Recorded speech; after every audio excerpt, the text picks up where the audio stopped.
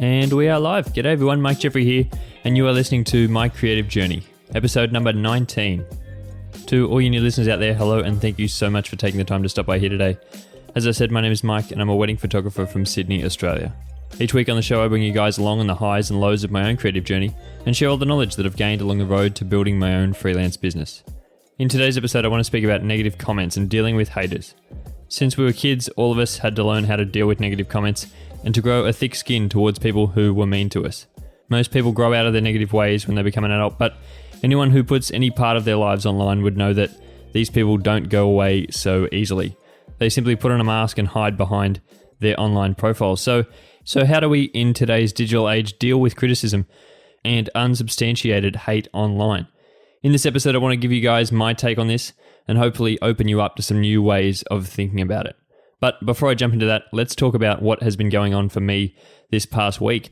And last Friday, I finally finished up all of my wedding photos from Philip and Laura's wedding that I shot 3 weeks ago. And I got those sent off on Friday afternoon, which was a really big relief for me, but also a very rewarding step for me because I love being able to send images off to clients, especially when I'm able to hear back from them. And I heard back from them about an hour after I sent them, and they got straight back to me and just said how much they appreciated all the photos and how thankful that they were that I was able to be there and be able to capture those images for them on that afternoon. As I've told you guys on the podcast before, these guys weren't actually planning on having a photographer at their wedding at all. So for them to actually have a photographer, I think was such a big thing and not actually something that they ever thought would be actually possible. So I was really glad to be able to be there, and it really showed me why I'm trying to do the work that I'm trying to do, because to be able to give that gift to someone else was really, really rewarding for me, and it showed me why I do the work that I do, and it really got me hyped up to be able to go out and shoot more photos and hopefully move even further. And I think the more people that I can spread my work to, the more joy that I can put out there in the world. These are very special occasions for anyone. And so to be able to give people these images, I feel hold more weight than any other regular style of photo shoot, and be able to capture them on their wedding day, I think is something so special and something that they will inherently remember for the rest of their lives. But to be able to have images to be able to pair with those memories, I think is such a special thing. And I, as I said last week, was just sitting there scrolling through and remembering all of the things that happened on that wedding day and being able to look at the images and have those there as reminders. So for these guys who are actually involved in the actual wedding day, for them to have those images, I could only imagine how special that would be. And it was great to be able to hear back from them and for them to be so thankful for the fact that I was there and able to capture those images and able to be there from a perspective that they possibly weren't in, of course, being able to see things as they happen on the day, which they may have not actually had the understanding to be able to take all that in on the day because there was so much happening, but I was there able to capture that for them and actually give them something to look back on and an actual fresh perspective on things that happened. It's always interesting opening up a group of photos and being able to see them and think, I don't actually remember that happening, but now I actually have the memory of it right here in these photos. So that was just really special for me, and I was glad that I was able to get that done. I think for me there was a bit of a twofold enjoyment in that, because one, able to get that gratification of being able to send them off and also being very happy with myself that I was able to get the work done in that amount of time. I've never edited that many photos before, so to actually know that is something that I can do was really, really reassuring for me. But also I was glad because now I can start to update my portfolio on my website and update things on social media and things like that, and be able to run ads and things where I'm trying to attract new clients and try to bring other people in, because I can now showcase the work that I've been trying to do. And it's sort of this whole vision that I've had for where I want my business to go. And I'm really starting to see it drive in that direction. So that's been really nice. And to be able to see work of mine out there portrayed in a way that I've always known that I was able to take photos like that and be able to receive the positive feedback that I've been able to get has been really nice. And yeah, it's got me really excited to move forward into the next chapter and see what I'm able to do next time, because I think it's only a process of improving and only a process of learning for me, because I'm continually trying to experiment and trying to improve on my creativity. I've said this before in the past, I don't think I'm the most creative person, but I think that is a skill that people are able to learn. And I'm constantly trying to improve that skill of mine, and by going out and actually working, I think that is one of the only ways that you can improve that skill and working on your craft. So it's got me really excited for things coming next. And now I wanted to touch on something that I haven't spoken about in a few weeks, but it was something that I've been thinking about through the past week because I think it relates back into a lot of the things that I do speak about on this podcast, is that my routine of running has really started to die off. It's been something that I've been struggling at for the past probably 3 or 4 weeks, and something that I'm trying to improve and trying to get it back up to the level that it was before I ran my half marathon, probably about 6 weeks ago now. So trying to get it back up to that sort of level, and it's been really tough because I feel like after that it really started to fall off and it started to lack the motivation that I had before then.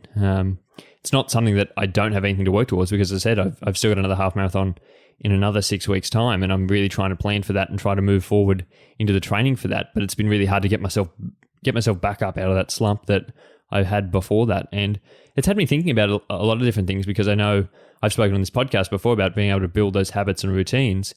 And I've really had to go back to some of those sort of basic things that I spoke about on the podcast and really drive those home, because for me, it is a case of it was just too hard to continue on the track that I was on, and I really had to just go back and start again because the things that I was doing weren't working, and I had to recognize that. And in order to change that, I really had to stop and actually to take a break from it and think, how can we restart ourselves here in a way that is going to be able to move myself forward with only 6 weeks to go, moving into the next half marathon.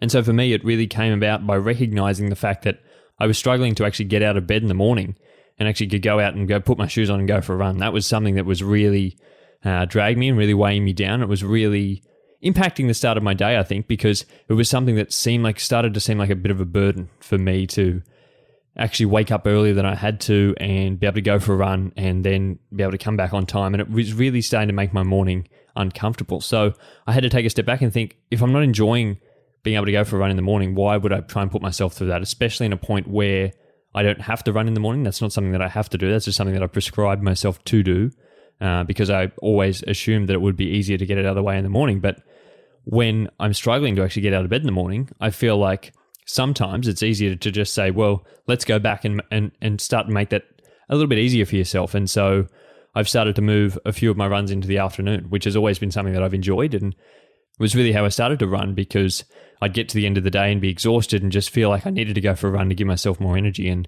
And that's really something that I've started to go back to, and I've really been enjoying the afternoon runs.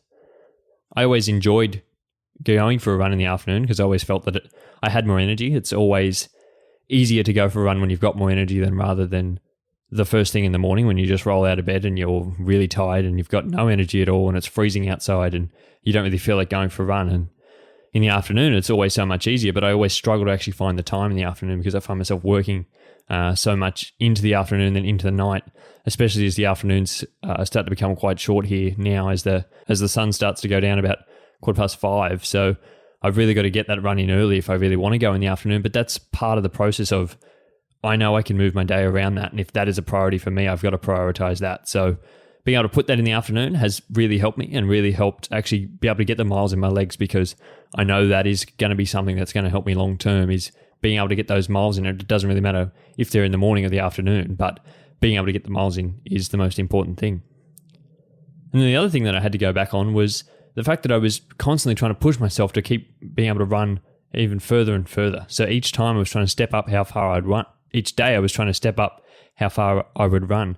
And so that hurdle, that mental hurdle that I had to jump over every time kept getting larger and larger. I had to say to myself, well, now you have to go for a run for an hour. If you're not running for an hour, it's not worth it.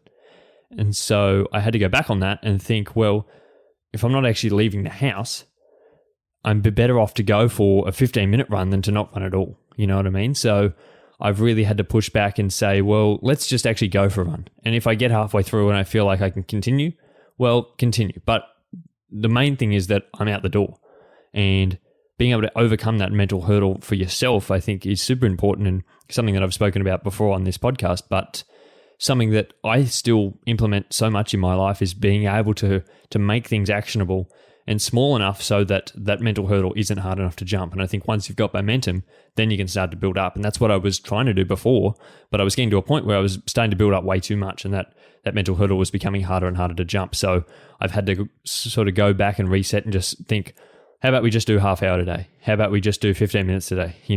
How about we just get the job done and not worry about how far we go for? Because at the end of the day, being able to get out and go for a run is more important than how far you've actually run. And so, yeah, that's just something that I wanted to touch on today, because I think that draws from a lot of different things that I've been speaking about. And by no way am I the perfect example of all the things that I speak about. As I said, a lot of these things that I talk about are things that I still try and implement and try and practice in my own life. And so being able to give examples of my own life, I think it's helpful for me, but I hope it's helpful for you guys as well, because I'm sure there are things that you're struggling with in your own life where you're really lacking motivation, and you've got to go back to those ground principles of saying, well, why am I wanting to do this? And then how can we make it as easy as possible to start so that we can actually build that momentum? And so hopefully you can find something in that and sort of convert that into your own life and use it in a way that is able to be positive. And now moving on, the next thing that I wanted to touch on is something that has actually been brought up to me a couple of times by a fair few different people, and something that has been sort of referred to as book club, because people are enjoying me actually talking about the different books that I've been reading. So I thought I would bring that up again this week. I spoke about it last week, I know, but I thought I would bring it up again this week because through the week I actually finished the book Grit that I was speaking about last week, and I just thought that was such an amazing book that I really had to recommend it to you guys. If you haven't read Grit by Angela Duckworth, I would definitely recommend. It's only a really small book. It's only a very short read, but I think it's really packed full of gems, and there was a lot in that book and a lot condensed into such a small book, but I actually came away with it with so many new principles and so many different ways of thinking about things. I think that's super important, is to get so many different perspectives as you can. And this was a very different perspective than other ones we've heard before. I know it's talking about a topic that we've probably all heard of and something that we probably inherently already know, but just being able to reframe that and be able to put it into a different way, because everything that we already know can probably come down to a handful of things, and with everything that I talk about probably stem back to the same sorts of things, but it's just about reframing it and being able to put it in a way that you will be able to connect with. And I really connected with this book, and I thought that it was a great read, so I would definitely recommend it for anyone else out there who is interested in that style of reading as well. And then so I did finish that book, so I moved on to a new book called Quiet, subtitle The Power of Introverts in a World That Can't Stop Talking, a book by Susan Cain, and one that I've been recommended a handful of times over the past year or so probably, and I actually just picked it up a couple of months ago and haven't gotten around to reading it until just now, and I'm really glad that I've started on that one, because by everything that I have read in the first few chapters, it's been really enjoyable, and I think it's going to be a really good read for me, especially as someone who would describe themselves as introverted, but I think it's about understanding what the actual power is that comes behind that. And I think a lot of people can tend to shy away from using the word introverted because they think it has some sort of negative connotations. But I think the more you know, the more you realize that it is actually such a strong thing and can be so powerful, and can be powerful in especially the world that we are living in today, where everyone wants to be extroverted. I think the power of standing out as an introvert is all the more likely. And so I'm going to really try to really dive into that and grab some things out of there, and hopefully it's going to be a really good read, because so far so good. And then over the past couple of weeks, I've also started re-listening to The 4-Hour Workweek by Tim Ferriss.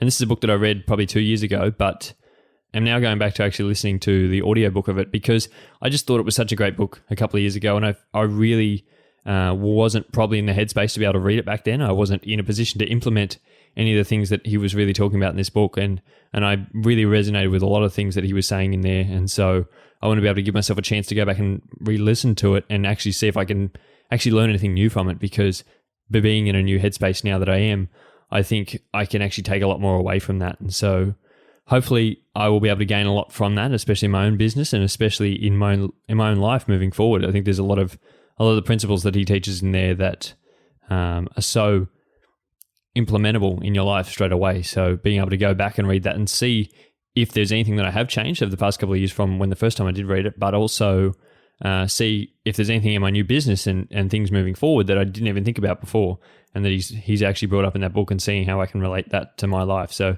I do like to actually go back and reread old books, especially ones that have had so much of an impact on me. And I hope that I am able to pick some new things up out of that book because, as I said, it was just so influential to me back then. And now the last thing that I just wanted to touch on before we jump into today's topic was a conversation that I was having with a few friends over the past week, and a few friends in two separate scenarios. I was actually talking about basically the same thing with two different people.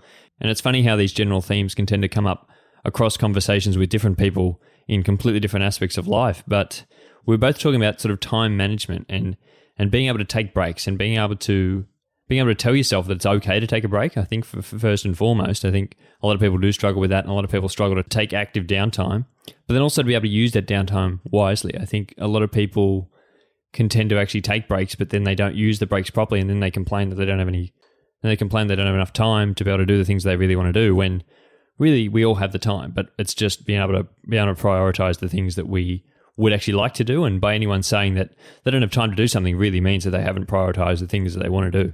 So it's funny how that sort of comes up across conversations with different people. And I've been really thinking about this a lot recently in my own life, because I genuinely think that I have become very good at trying to stick to the schedule of working, and I don't work much past about 6 o'clock in the evening. I'm not someone that works into the night. I've found that it's not very productive for me, but also it's not an hour that I really want to be at my computer. If there is really something that I have to do, I will be there, but it's very rare for me to be at my computer after 6 o'clock at night. I think I've really gotten that down to being at like, we get to 6 and then we really turn off for the night, because no more productive work gets done and there's no point really being there. I think that goes against a lot of people in the creative industry, where they think that working in the night is when they do their best work. And this may be for a variety of different reasons. This could be because they actually have a 9-to-5 job, and so the only time they get to work on their creative work is in the evenings. But it also could be because people just tend to think that they get most of their work done at night. Even if they've been able to work for the whole day, they tend to do most of the work into the evening and the night. And that's never something that I've really enjoyed. I think other people really do enjoy it. And I think that is why they like to work in the evening, because they really enjoy the work. But for me, it's never been something I enjoy, mainly because there's other things in life that I enjoy as well. And that is time that I get to spend with other people. I get to hang out with friends and family and be able to hang out with my fiance at home. And so being able to spend that time in ways that I like, I think is super important. And it's been something that I've been really enjoying. But it gets back to the point that most days at 6 o'clock, I've still got work to do. I've still got a lot to do. And there's no saying that I'm ever going to do the work that I need to achieve in the day. I've never gotten to a point like 4 o'clock in the afternoon and said I've done all the work that I could ever be able to do, because I don't think that is ever the case. But I want to be able to get to a point where I'm able to get more of the work done, because if I don't want to work past 6, that means I've got to do most of my work in the mornings. And really sticking to that point of time management, I think, is one of those ways where I can try and squeeze as many hours out of the day as I possibly can in the most effective ways that I possibly can. So through this past week, I've been actively trying to track the hours that I've been working and trying to log every half-hour interval of what I've been up to through the day, so I can try and find spots in my day where I'm actually not using them very wisely. You know, I think there are a lot of times through the day where there could be a half hour here, there could be a half hour there, where I'm spending it working on something that probably doesn't need to be working on. You know, I could get to the end of the week and think, you know, I've answered emails every single morning, whereas I could answer those all on just a select few days of the week and then not have to worry about that task on another day. So I can group tasks together a lot more effectively when I know what is actually happening through the week. Being someone who runs their own business, I often don't have that complete overview of the work I need to do every day, because I'm not handing it out to anyone else. So I know what the work is I need to do, but I don't know how long I spend on it. I don't really ever track how many hours I've spent on certain tasks. And so sometimes I can get into a trap of using all my day to do one task. So I really want to be stringent with that, and I really want to see over the next couple of weeks where I can improve on that and where I can actually gain more time and where I'm spending my time. So hopefully I'll have something to report back to you guys, and I'm probably going to make an episode about this after I do this whole experiment sort of thing. So hopefully I will learn something from this and be able to teach you guys on it as well. But I think the idea of time management, I think, is something that a lot of people do actually struggle with, and hopefully through this I can sort of sit back and have a look at my own time and see where I can improve and see what things I could be trying to do in order to make myself okay to be able to finish at night, to give myself chances to do the other things that I would really like to do. So now let's move on to the topic of today's podcast, which is all about dealing with negative comments. And this one really comes about through my use of TikTok over the past month or so.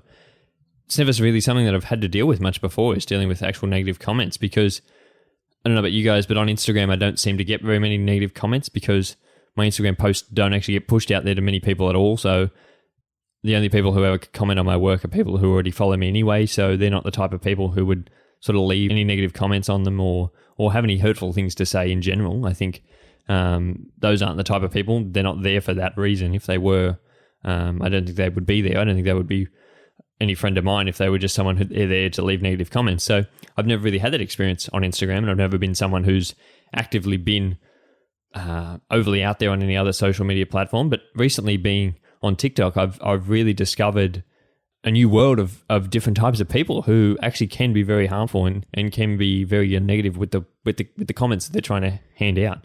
And I don't know why. I don't know why it is that on TikTok people seem to be more negative than on Instagram, but I think it mostly has to do with the fact that my work's being pushed out there to people who I'm not friends with, and I don't really know anyone on TikTok. I don't have many friends or people that I actively interact with on TikTok. So all the work that I have is being pushed out there to just random people all the different time, and that will inevitably open you up to be able to receive negative comments on any of the work that you do. So this has been something that has been really new to me, and I thought I'd just make an episode about it because I spoke about social media last week, and I spoke about the impacts that social media has had, and I really think that social media all around is a very positive thing. So I wanted to address some of the negative concerns this week and sort of give you my perspective on it and my sort of take on the whole negative comments thing, and hopefully it will open you guys up to it as well, because I'm not sure if it's something that you have experienced as well. If you're only on Instagram, is this something that you experience? I'd love to know. But if you are starting a business and you're trying to put things actively out there in the world, I think you will come across this eventually, and hopefully this episode will help you when you do get to that point and help you sort of reassure the things that you may have already been thinking, but also some new techniques that you could be using in order to go about this. And so to start, I really wanted to break it down into what I think are the two types of negative comments. And I really can break this down into constructive ones, which are ones that you probably know are true and ones that are actually helping you, and destructive ones, which are ones that have absolutely nothing to do with your work and it's just people having something to say because they can.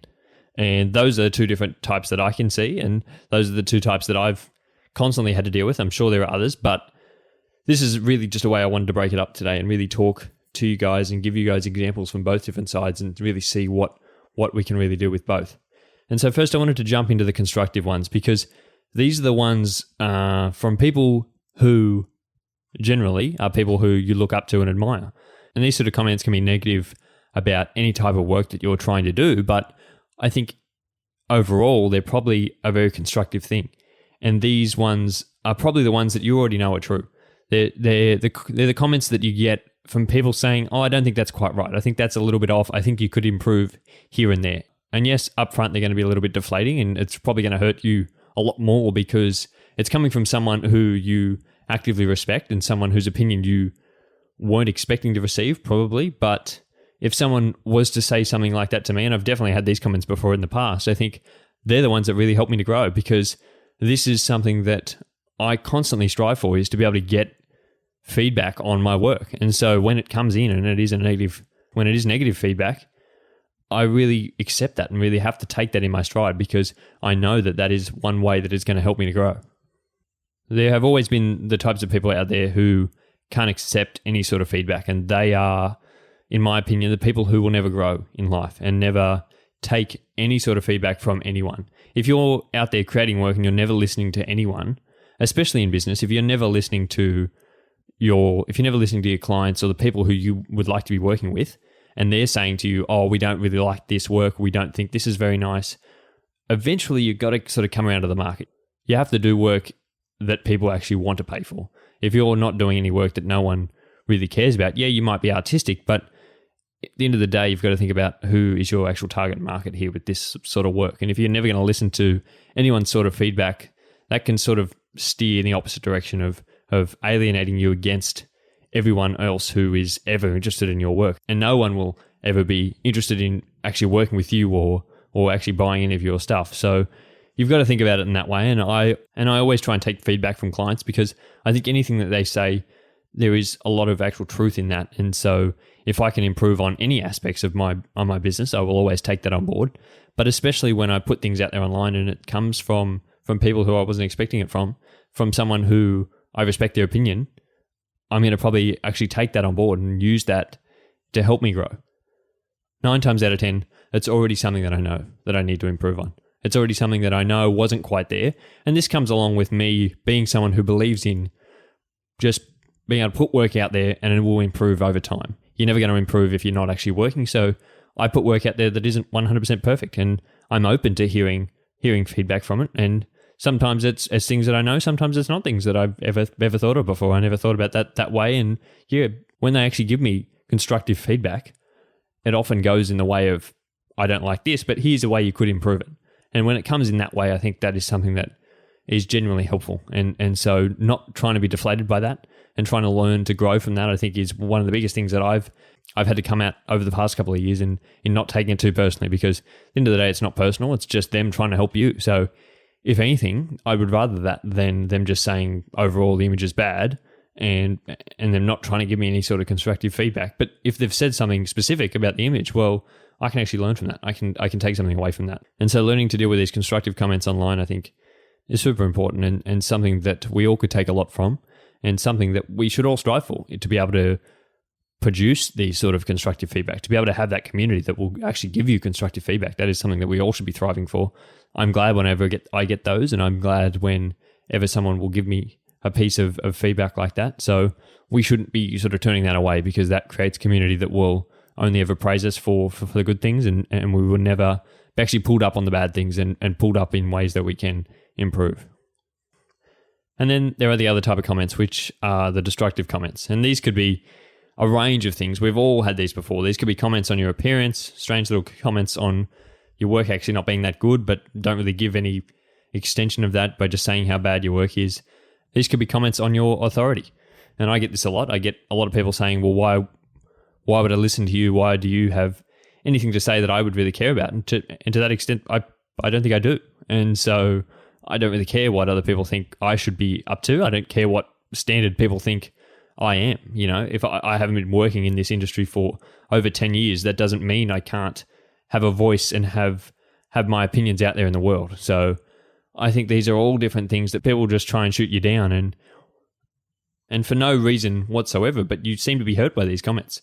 You know, we don't know why we're hurt by them, but we just seem to be. And it just seems so stupid because they're not really meaning anything whatsoever, but it is very funny how much of an impact they can have on you. As I said in the beginning of this podcast, these are things that we used to hear about on the school playground. We used to hear people calling out about he or she is ugly, or he or she has no friends, or this, that, and the other. And we used to actually pay so much attention to that. But I think as we age, we expected that to sort of go away, but it really didn't. And it really turned into just people being so negative online. And for me, I've been a bit outside this for the last couple of years. As I said, I don't really receive many of these negative comments. So I just assumed that it had all really gone away. But of course, I think that was a bit naive of me to think that. It still hides out there somewhere in the world. I'm just not in those places to be able to receive those type of comments. So now that I am, I've actively started to be able to get those comments, and I've sort of had to reassess how I didn't need to be able to deal with those, because it's never been something that I've been aware of, as I said. So the way that I actually go about them, it's really opened me up to how I address these sort of comments and how I can continue to move through them. It's always very funny to me, because the types of people who will write things on your posts or will actually comment on your videos on TikTok or things like that are always people who, when you click on their profile, it's either empty or it's on private. And this has always been the way, even back on Instagram in the old days when we did have images pushed out there in the world and things could go viral, which they don't really tend to much these days. But even back then on Instagram, it would always be people who would have no photos on their feed, and it would just be an empty profile, or it would be someone who was on private. And they would never be someone actively trying to put anything out there in the world. And you really have to say to yourself, well, these type of people are probably just projecting the fact that they're jealous of the way that you're able to put yourself out there in the world. You're able to actually do something you enjoy. And they're very jealous of that. And so the only way they can think to deal with that is by saying something negative on your work and trying to drag you down. The best way that I've learnt to deal with that is either by just ignoring it, or actually trying to kill them with kindness, because often of the time I just normally ignore most of the comments that I get on my videos. But every now and again, I'll just see one and I'll think, how about we just say thank you to that person? How about we just say, thanks for your comment, I never really saw it that way, and move on. And 9 times out of 10, that will probably make them more annoyed at you than you were at them. You have just trying to be nice to them. That's all you can do in the world, and especially in business, where if you're receiving negative comments on your work and if you're seen to respond in a negative way, sometimes that can turn other people off, and sometimes that can seem like a bit of an eye for an eye mentality. And I've never been someone who believes in that. An eye for an eye make the world blind. So there's no point going after these people who are just out to hurt you, because chances are they're just as hurt inside. And so by attacking them with the equal words that they're trying to throw at you was never going to help anyone, and it's just going to make you look bad to the outsider. So being able to kill them with kindness and being able to project your energy onto them can sometimes help them in a way. You don't know what effect that could be having on them. They could take a step back and all of a sudden think, oh, hang on, how come I said that? I don't even remember commenting on that photo. It was over 2 days ago. I don't remember even doing that, and I didn't even think they would respond to me. Or they just continue on. Either way, there's really nothing bad that you've done. It's only a win-win there. You can't really lose from that situation. And to other people, you're actually seen to be a more positive person, and people are going to really appreciate that and really appreciate you moving through that. I've always been very active on Instagram and responding to all the different comments that I get on all my photos. I like to respond to anyone who takes the time to actually comment on my photos or send me a message or things like that. But over on TikTok, I think, one, the amount of people who actually comment on my videos is exponentially larger than the amount of people on Instagram. So it makes it very hard to respond to all of them. But after a while, the ones on TikTok that are getting some of those negative comments, it really takes a lot for me to actually respond to them. So I've been finding that I've just been ignoring most of them.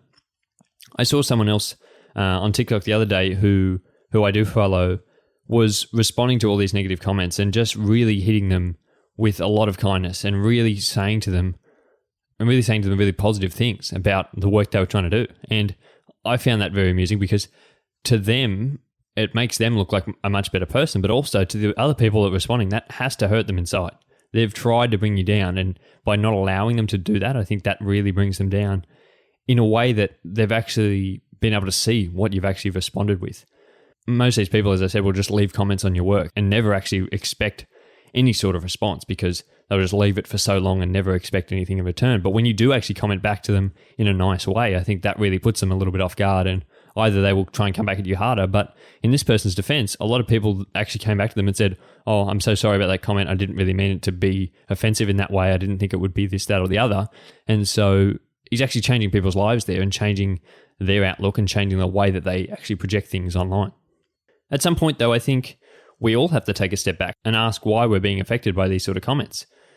You can say that they don't affect you, but I think the fact that I'm even talking about it on today's podcast meant that it had some sort of impact on me, and regardless of whether that was in a way that I was affected by the negative comments or I was affected by the fact that there were so many people out there in the world who would have so many negative things to say about me, or just about anyone in general. So I think we've got to take a step back and think, is it something that we're not valuing within ourselves? If it becomes the same types of things, and it's the ones that we always seem to bring up, that we think other people tend to say about us more than anything else, that we don't actually value ourselves enough in that respect. If I was ever to get a comment about me or the way that I looked online, I think that would really just be like a water off a duck's back, because I don't really care about the way I look. I don't care what I look like to other people. I'm not really someone who's uncomfortable in my own skin. I don't have a negative image of myself, but I think when people started taking my legitimacy as being an authoritative figure on any different given thing, I think that is something that does hurt me inside, because it's generally something that I think, well, maybe I'm not experienced enough to be talking about these things, or maybe I'm not educated enough in this area to be trying to portray things out there in the world. And that's when I've really got to reflect on myself and say, hang on a minute, you're not aiming this at the whole world. You're not trying to teach people who already know the things that you know. That's not the person that I'm aiming towards. I'm aiming to teach people who don't know the things that I know, and I'm trying to help them up. I'm not trying to help people who are already above me. I'm trying to learn from them. So if someone's out there saying something that I'm not right, well, I'm not probably talking to you. If you don't resonate with the work that I'm doing, well, then don't actively view my work. Just swipe past, You've got to get to a point where you think, well, who cares what other people think? Because they're just going to say something regardless. And so you really have to take it upon yourself because you're the only person who can control the way that you react to their comments. If you're always taking it to offense and taking it as a negative thing, well, you really do have to step back and say, well, maybe I've got to work on something in myself first before I can continue to put these things out there in the world if I'm not ready to deal with these negative comments. And yeah, that's really been something that I've been trying to work on over the past week, is trying to make sure that I'm comfortable. And there are quite a lot of ways which I am comfortable. I used to be someone who would like to please everyone and like to make sure that I was perfect and was never someone who was secure in my own skin. I think I am a lot more now. And as such, I'm happy to put more things out there in the world. As anyone who has ever tried to put anything out there in the world, they will know that you will receive negative comments, and that inherently has to make you stronger on the inside, because you have to come to terms with the fact that your own insecurities are going to hurt and you need to be able to deal with those first. But I still think the best way to deal with these sorts of people is by ignoring them or really hitting them with kindness. And now I just want to add a third type of negative comment in here. I know I said I only wanted to talk about two before, but there's another one that I really want to bring up, and that is the ones that haven't been said. Far too many people are held back by what they think other people are going to say. These are the types of people who are held back by what they think other people are going to think of them. It stops so many people in their tracks, and it stops people actually doing the things that they really want to do. When we really get down to it, 99% of the reason why most people don't start things that they really want to do is because they're scared of what other people are going to say about it, or they're scared of what other people are going to actually think of them. It's not that they even have to actually say anything. It's just that they think they will say something, so they're not going to actually ever give them the chance to be able to respond because they're never going to do anything in the first place. And this really used to hold me back quite a lot, and that's one of the reasons that I really want to bring it up today, because those sort of negative comments, the ones that haven't actually happened yet, are often the hardest to deal with because we don't know how to deal with them. The only way to deal with them is by actually getting out there and be able to put work out there in the world and be able to see that it's not actually real. You're not actually going to get those negative comments that you're always thinking about. Most other people out there in the world are far too busy caring about themselves than to even give you a single thought. They're not caring about what you're doing in your life because they're too worried about what they're up to. They're too worried caring about themselves and thinking what other people are thinking of them, so that they're not actually spending time thinking about other people. You got to think about it in yourself. How often do you sit there and actually judge other people by what they're doing because you're too busy worried what they're thinking of you? So the only way to get out in front of that is by actively trying to do work and trying to put things out there in the world and realize it's not true. Prove to yourself that when you put things out there, no one's going to say anything.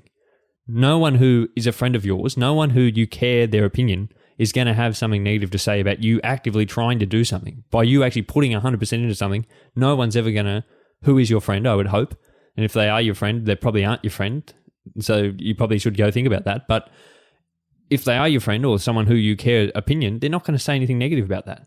So people being scared about something that isn't true just really frustrates me, because I know that it held me back for so long and held me back, stopping me doing things that I really wanted to do with my life and my life moving forward. Because at the end of the day, this is my life and I don't want to be dictated what I can do by other people. And really, when it comes down to it, I'm not being dictated by anyone, but in my own head. I'm the one that's saying to myself, these people are going to say something when they're probably not going to say anything at all. And even if they did, why would I care? So being able to get out in front of that, I think, is super important. And if someone was to say something, if someone like one of your friends or your parents or someone from work or one of your clients that you really respect or something like that, if they would ever say something, it's probably not in a way to downgrade what you're trying to do. They're probably not trying to bring you down. It probably goes back to the first example that I was talking about, and it's probably a constructive feedback. They probably have genuine reservations about what it is you're trying to do. There are a lot of different people out there in different age categories and different stages of life that will tell you things and what they think you should do. And that is only based on what they've done in their own life. This is a very generational thing. A lot of older people will tend to tell you that you shouldn't go out there and do things because they've struggled with it before. So you should listen to them because they have more experience than you, and that you should never try and do anything because they were never successful in it, so you will never be either. That really comes from a place of trying to protect you, probably, because they don't want you to fail the way that they failed. But what they don't know is the world is completely different now. The world has changed so much from when they tried, and just because they were really put back by what they wanted to do in life doesn't mean that you should be as well.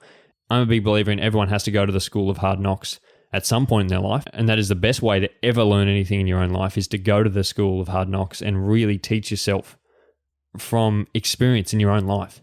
Teach yourself things by actually going out there and actually doing things, and you will learn so much about life in that way, rather than through experience of other people, experiences of older people in your life. Of course, really respect what they say and really hear them out, but at the end of the day, you've got to go do things that you want to do and learn in your own way. It's really hard when these type of people who are trying to tell you not to do something are the people you care about the most, or the closest people to you in your life, and they're not as easily pushed away as people are online. You can ignore people online. They're often just random people who won't come back again. They're never going to be the same people repeating the same messages over and over again. Chances are they're not going to be. They may be, but most likely they're not going to be. So they're easily pushed away. You don't have to block them online, but they're probably not going to come back anyway, so that doesn't really matter. But people in your family or actual friends in your life, or people who hold a position that you actually care about in your life, aren't as easily pushed away. And so that is where this can become something that is very hard to deal with for a lot of people in their own lives. I have a really funny story about this, actually, because I went through a stage in my life where I actually blocked both of my parents and other family members on Instagram and Facebook because I didn't want them to see what I was up to. I didn't want them to see who the real me was. I didn't want them to see what I was trying to pursue in my life, because I was scared that they were going to have something negative to say about me, which in the end, maybe they did, maybe they didn't. I don't really care now, because I'm over the point of caring what other people tend to think of me, and that's part of the reason why I'm out here trying to tell you guys what I think of it. But I look back on that now and think how funny that was, that I went through that point in my life where I was constantly too scared about what other people would say about me. And maybe it is a fact that you need to step back from it. You need to, you do really need to actually block these people online if that is going to help you get out there. And then once you're in the swing of it, once we have momentum, we can then unblock them and they can see what you're up to. And now all of a sudden you've gained some sort of success and they won't care. But I think in a way, these people are only going to help you up. These people aren't going to try and drag you down. And so we need to address what it is in our own lives that's making us feel that way and making us feel like they won't respect what it is we're trying to do and respect the journey that we want to go on in our own lives. I love the idea that you are the product of the 5 people you most associate with, and I've always thought that to be true. And for me, it really became the case of when I was at the end of high school, I used to care too much about what people used to think of me. I used to care what all of my friends and family really would think of me. So I was becoming a product of all their negativity wrapped up into one. So for me, that really resulted in me having to move out of home. I had to move away. And that was the best thing that I've ever done in my life. I stand by that to this day, that actually moving out of home and moving away from those high school friends that were dragging me down was the best thing that I ever did in my life, because I was just a product of all that negativity, and I was just so wrapped up in what I thought other people thought of me and caring too much about what people thought of me. And really it comes down to, why would I care about what they think of me? They're not in a position that I really want to be in. They're not somewhere where I want to strive to be. So why would I care what they say? It took me moving away and actually becoming friends with the type of people who would actually push me up to realize that I'm allowed to be who I want to be, and I don't have to be in fear of trying to be someone who I really want to be. So if it is that in your own life, and you need to get that space and you need to push some sort of boundary on that because you can't stop the actual fear imploding in on yourself, maybe you need to give yourself that time. But eventually you will get to a point, I hope, that you realize that that is all made up in your own head anyway. Why would you even care? So yes, you need to be able to associate yourself with those 5 people who you most would like to be like, and that is very important, I think. But you don't have to push everyone else away in the process. I think you can still have your cake and eat it in that sense, because having friends that don't necessarily align with your values is important as well. I think that's important in a lot of different other areas, but when it comes to your inner self, it really takes some hard inner reflection, and you need to get to a point where you understand why you care first, and then how you can actually stop caring, because it's not going to make you any more of a better person. So I know that was a little bit of a rant there towards that episode, but that's really something that I really care about driving home, because I said I've had a lot of experiences with that before and something that I've genuinely struggled with. But this episode was more about dealing with actual negative comments online. And so going back to that, the main way I would say to be able to deal with them is to just ignore them. You know, you're not going to ever get anything out of these type of people. These type of people probably are broken inside, you know. Maybe you can help them, but it's probably not worth it. It's not worth having an argument with them online. It's not worth that either. They're just all they're after is an argument. So you're just giving into them in the end, and that is never going to look good for you. Or you can try to be kind to them and ask them, are they okay? I think that can sometimes go the opposite way, and that can maybe make people look bad and maybe upset some people, but it can actually help other people. If you're really nice to someone and say, I don't know why you would say that about someone, that can make them actually have a look at themselves and start to second guess why they would say these negative things online. But I think, the most important thing you can do is to stop caring. And then if you are caring and you can't stop yourself from caring, really reflect on why it is you care, because most of it comes back to ourselves. And as I said, most of the things that we think other people are going to say about ourselves are within our own head. And why we would care, even if someone did say something, why we would care, that comes back on ourselves as well. So being able to reflect on that and being able to reflect on the things that you're self-conscious about and things that you're not okay with within your own life, I think that needs to be dealt with first, and then come back to these negative comments and see if they have the same effect. And so I think that is where I'm going to leave today's episode. It's been a bit of a longer one this week, but I was really enjoying speaking about that, and that is something that I can always talk about, and something that I'm really proud of, the fact that I've been able to overcome that in my own life and really push through and really not care what other people think as much as some people out there in the world. And I'm very saddened by the fact that people are held back by what they think other people will say. And it's not until you get on the outside of that and you put that out there and actually test it for yourself and realize that no one's actually going to say anything, that you will ever be able to get ahead of that and be able to ever get ahead of the game and be able to put yourself out there and do the things that you want to do with life. As I say every week, guys, if you have enjoyed this episode at all, I would love it if you would share this episode around. If this was particularly one that really resonated with you guys, if you have learnt anything from this, if this has challenged you in one way or another, I would really appreciate it if you could share it onto someone else and see if it can help them as well. See if it can challenge them and sort of bring up a different thing that they weren't thinking about, or bring up something that they need to work on, because we all are in this learning process. This is not something that I'm 100% skilled at. This is not something that I've ever mastered, but it's something that I'm trying to work towards. And I think that is the goal of actively working. I think, like anything in your own life, you're never going to improve if you're not practicing. So this is something that I'm practicing in just as much as anything else in my life. So if this could help someone else to be able to practice that and help them be able to overcome these negative feelings that they're having within their own life and the negative feelings that they think other people may have, I think that would be so beneficial to them. So if you have at all enjoyed this episode, I would love it if you could share this episode around with anyone else who you think may be interested.